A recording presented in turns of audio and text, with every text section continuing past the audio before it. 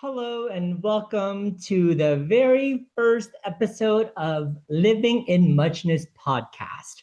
I am your Muchness host, Glenn Agoncillo. Today is a milestone, and as I sit here launching this podcast and my YouTube channel, my heart is so full of gratitude. Thank you for choosing to spend your time with me today. And I know that you could be anywhere, but you're here, and that means the world. People often ask me, Glenn, what's the secret? How do you live such an authentic life? How do you stay the author of your own story? Well, today I'm opening my book and I'm sharing the first of 6 mantras, the things I tell myself every single day to stay grounded in my muchness. Are you ready? It looks like you are. So let's get started. Here is the first mantra I tell myself every day. I'm choosing to experience life as a journey, the good and the bad, the right and the wrong, the ups and downs, the old me and the new me. All of them are welcome.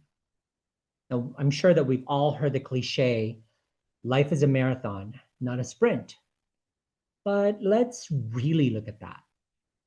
A sprint is a mad dash. It's a burst of ego and energy where the only goal is to really see it end.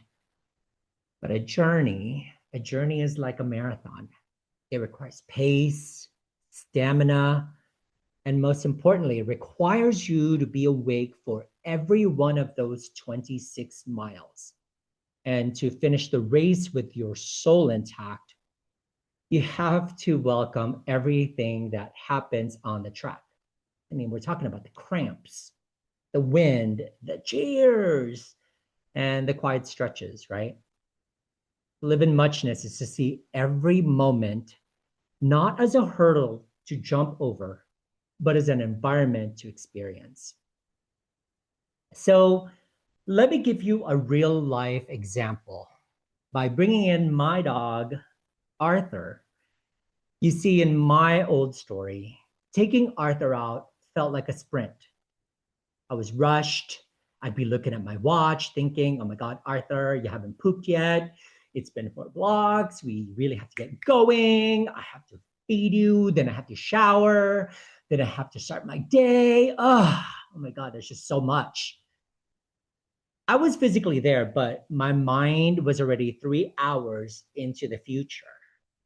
It was like a checklist walk. And I'm sure Arthur felt that same tension that I was experiencing. But in my news story, I tell myself, I get to explore the world with Arthur. And suddenly it's an adventure where he pees when he wants, he sniffs what he needs to sniff, and boy, is he a sniffer. And because I'm not sprinting to the finish line, my senses wake up. I smell the neighbor's coffee or bacon.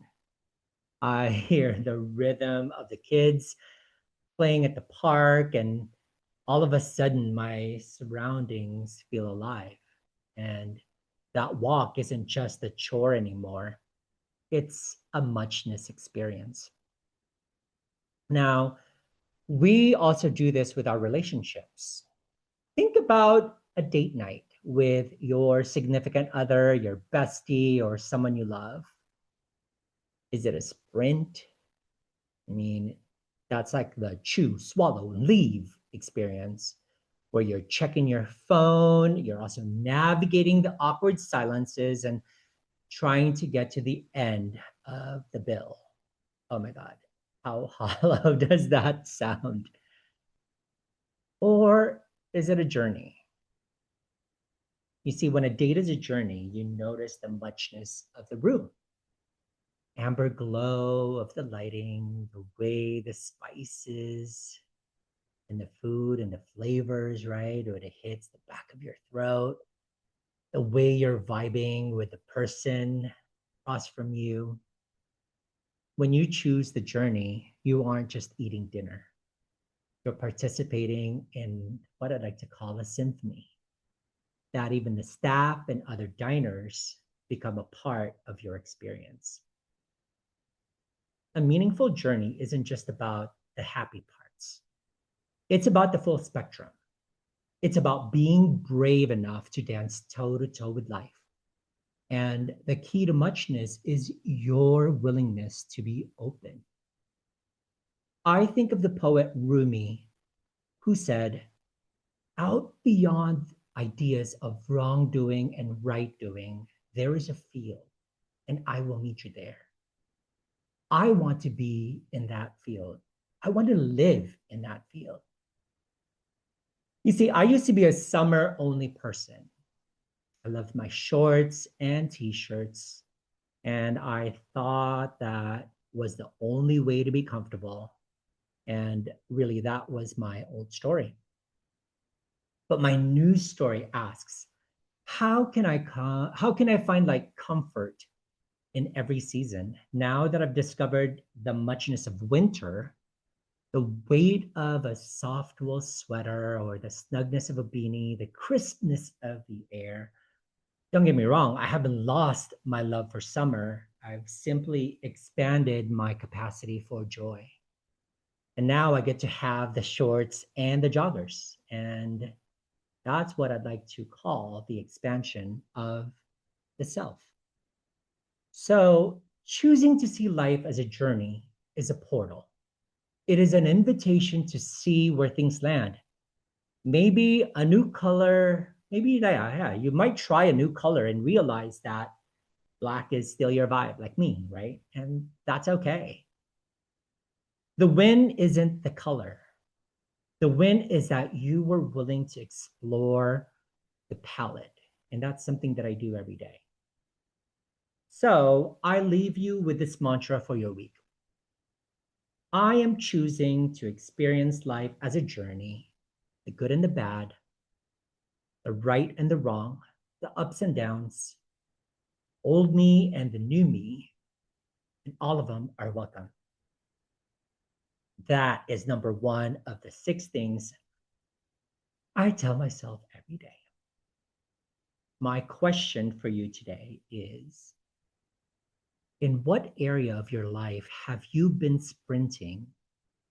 And how can you turn it into a journey filled with muchness? Well, next week, I'll reveal secret number 2. And if this resonated with you today, I invite you to join the community by hitting the subscribe button, leave a message, thumbs up, loves, thumbs down, whatever. Or you can even just sit with these thoughts. Know that all of it is welcome here. Thank you for being here. And until next time, be you, claim your place in the world. And if you haven't started yet, are you willing to start now? Be gentle with yourself and know that every part of you is loved. And finally, live in your muchness.